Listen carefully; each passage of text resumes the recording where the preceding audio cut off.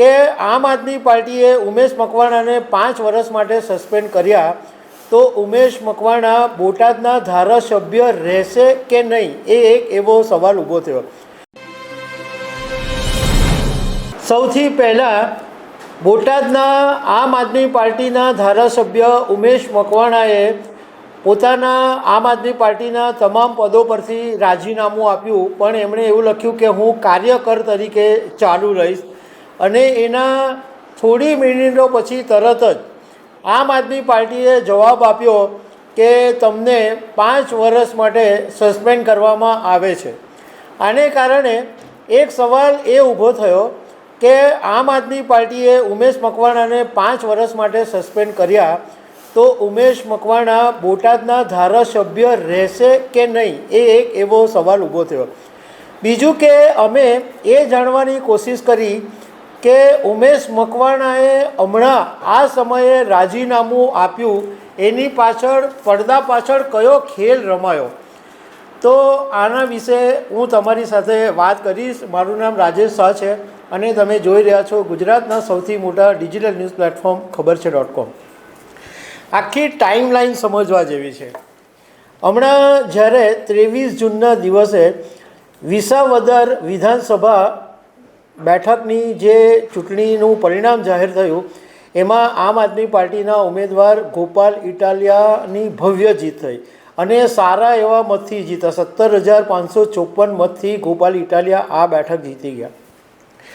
હવે ભાજપ માટે આ વર્ચસ્વનો સવાલ હતો અને ભાજપ એવી પાર્ટી છે કે ક્યારેય હારને પચાવી શકતી નથી.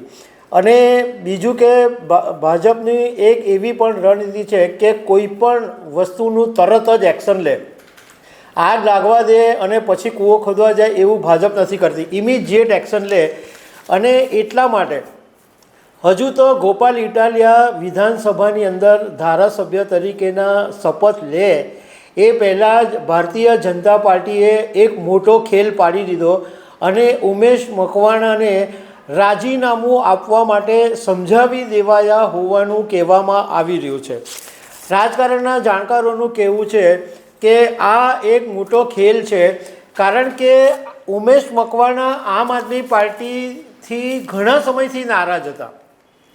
છેલ્લા ઘણા સમયથી તેઓ આમ આદમી પાર્ટીના કાર્યક્રમમાં હાજર નહોતા રહેતા. ઇવન બોટાદનો જે વિસ્તાર છે એ સૌરાષ્ટ્રમાં આવે છે અને ગોપાલ ઇટાલિયા જ્યારે વિસાવદરની બેઠક ઉપર ચૂંટણી લડ્યા ત્યારે આ ઉમેશ મકવાણા પ્રચારમાં પણ નહોતા ગયા. એટલે નારાજગી તો હમણાંની છે જ નહીં, નારાજગી તો ઘણા સમયની છે.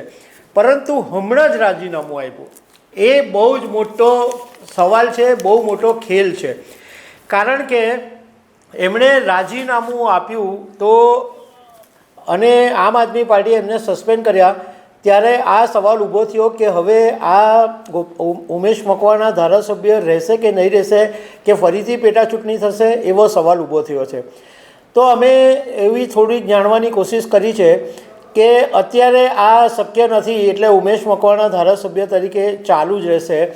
કારણ કે આ એક બંધારણીય મુદ્દો છે અને આમ આદમી પાર્ટીએ જે વ્હીપ આપેલું હતું એ પાછું ખેંચવું પડે અને એના માટે ગુજરાત વિધાનસભાના અધ્યક્ષ પાસે જવું પડે અને ગુજરાત વિધાનસભાના અધ્યક્ષ છે ભાજપના શંકરસિંહ ચૌધરી. તો એ તો કંઈ સ્વીકારવાના છે નહીં. એટલે અત્યારે જે આખો મતલબ ભાજપનો ખેલ એવો છે કે ઉમેશ મકવાણાને ધારાસભ્ય તરીકે ચાલુ રાખવા, એમની પાસે રાજીનામું નહીં અપાવવું. અને બોટાદની અંદર આમ આદમી પાર્ટીનું અત્યારે જે ગોપાલ થઈ રહ્યું છે એ આખો જે ઉત્સાહ છે એ તોડવા માટે ઉમેશ મકવાણાનો ઉપયોગ કરવો એવો આખો ખેલ થઈ રહ્યો છે. આ બાબતે અમે આમ આદમીના પ્રવક્તા યોગેશ જાદવાનીની સાથે વાત કરી છે. યોગેશ જાદવાનીએ અમને સમજાવ્યું કે આની અંદર પાર્ટીએ જે સસ્પેન્ડ કર્યો એક પાર્ટીનો મુદ્દો છે અને ધારાસભ્ય છે એક બંધારણનો મુદ્દો છે. એટલે ધારો કે અમારી પાર્ટી એ મેન્ડેટ આપેલો હતો ચૂંટણી માટે ઉમેશ મકવાણાને, અને એ જો એ વ્હીપ પાછો ખેંચવો હોય તો ગુજરાત વિધાનસભાના અધ્યક્ષ શંકરસિંહ ચૌધરીને કહેવું પડે, પણ અમને એવું લાગતું નથી કે શંકરસિંહ ચૌધરી એ વાત કંઈ સ્વીકારે, એટલે અત્યારે ધારાસભ્ય તરીકે ઉમેશ મકવાણા ચાલુ જ રહેશે. એમણે ઘણી બધી યોગેશ જાદવાણીએ પછી અમારી સાથે વાત કરી ઉમેશ મકવાણા વિશે.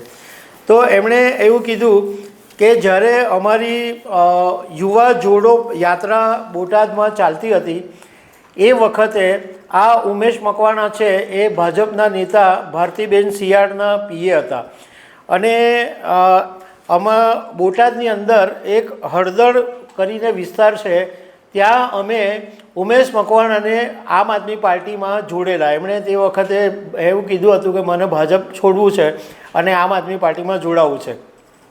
તો એ વખતે ગોપાલ ઇટાલિયાની હાજરીમાં આ ઉમેશ મકવાણાને આમ આદમી પાર્ટીમાં જોડવામાં આવેલા, પરંતુ હજુ તો 1 વીક નહોતું થયું અને ઉમેશ મકવાણાએ પદ માંગવાનું શરૂ કરી દીધું હતું. ગોપાલ ઇટાલિયાને ફોન કરે, યોગેશ જાદવાણીને ફોન કરે અને ફોન કરીને એવી માંગણી કરતા હતા કે મને કોઈક પદ આપો.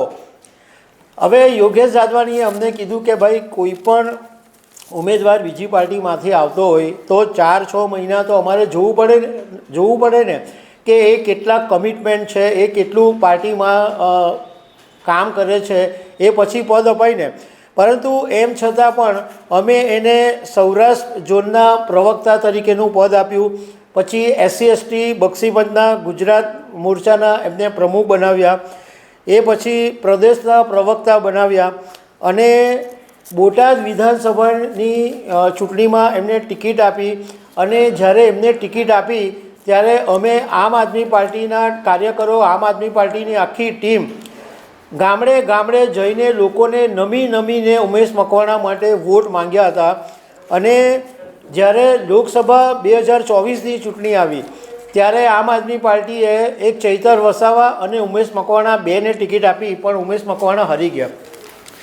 મતલબમાં આમ આદમી પાર્ટીએ એમને 4 હોદ્દા આપ્યા.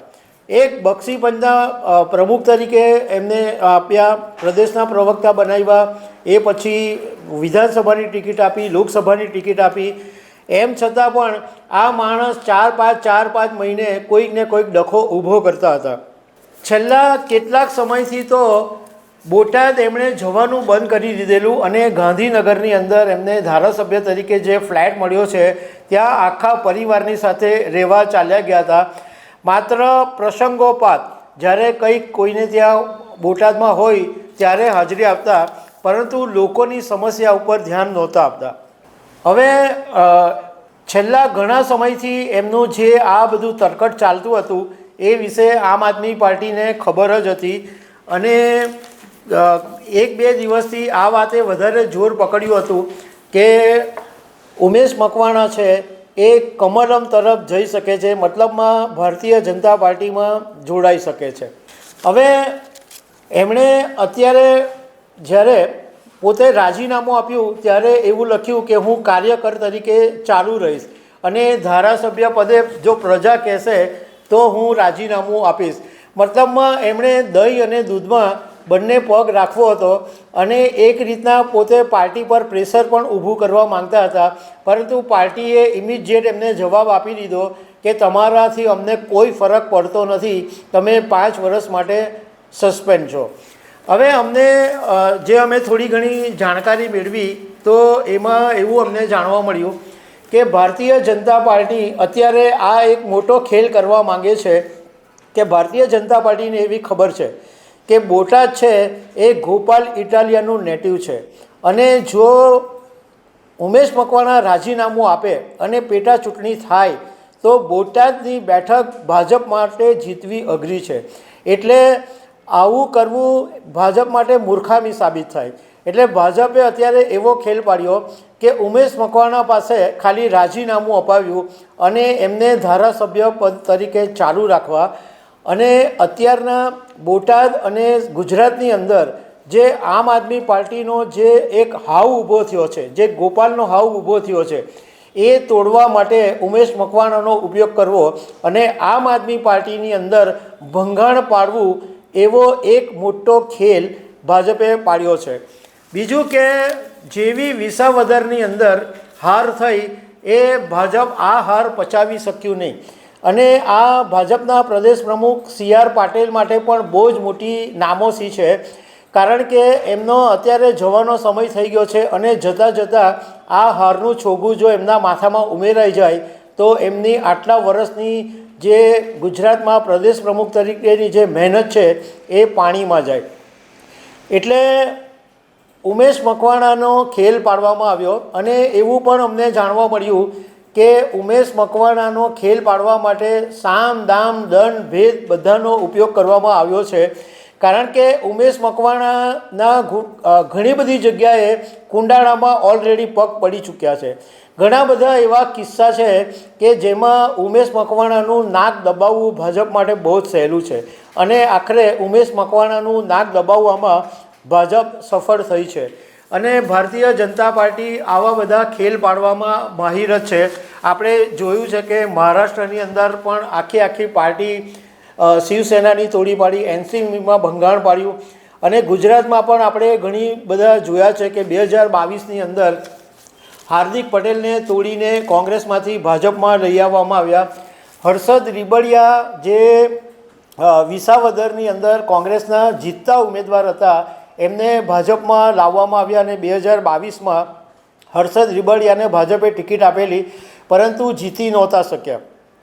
આવી જ રીતના કોંગ્રેસમાંથી મોહનસિંહ રાઠવા, ભગવાન બારડ, અર્જુન મોઢવડિયા, કુંવરજી બાવળિયા, અરવિંદ રાય, જેવી કાકડિયા, CJ ચાવડા, જવાહર ચાવડા, આમ આદમી પાર્ટીમાંથી ભૂપત ભાયાણી, આવા બધા તોડીને ભાજપમાં લાવવાના ખેલ વર્ષોથી ચાલે જ છે અને આ બધામાં માસ્ટર માઇન્ડ છે ભાજપ. એટલે અત્યારના આમ આદમી પાર્ટીનો જે ગજ વાગી રહ્યો છે, આમ આદમી પાર્ટી જે ઉભરી રહી છે અને ખાસ કરીને ગોપાલ ઇટાલિયા ભાજપ માટે માથાનો દુખાવો બની શકે એમ છે. ગોપાલ ઇટાલિયાનું કદ હવે વધી જવાનું છે, કારણ કે જે 5 ધારાસભ્યો છે એમાં સૌથી પાવરફુલ કોઈ હોય તો એ ગોપાલ ઇટાલિયા છે અને વિધાનસભાની અંદર ગોપાલ ઇટાલિયા ભાજપના નાકે દમ લાવી દેવાના છે. એટલા માટે ભાજપે અત્યારથી જ પાળી પહેલાં પાળ બાંધી દીધી છે અને એક મોટો ખેલ પાડી દીધો છે. તો દર્શક મિત્રો, આવી અનેક વાતો સાથે અમે તમને મળતા રહીશું. Thank you very much.